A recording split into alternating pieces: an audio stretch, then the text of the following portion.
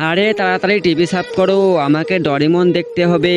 Adam sir, আলোককে তো এলিয়েনরা kidnap করে নিয়ে গেছে। আলোককে আবার কিভাবে কিডন্যাপ করলো? আর স্যার বলেন না, আলোক ওই টাইমে টয়লেটে গিয়েছিল, টয়লেট থেকে কিডন্যাপ করে নিয়ে গেছে।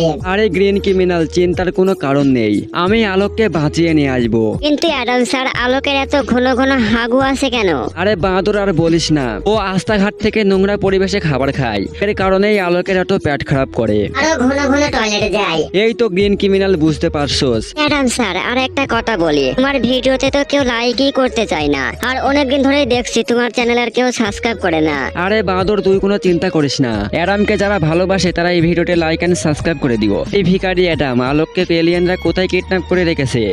এমনি এমনি তো আর বলতে পারবো না। চল 10টা ডায়মন্ড দেবো। তাহলে যাওয়া যায়, চলো তোমাদের দেখিয়ে দিই।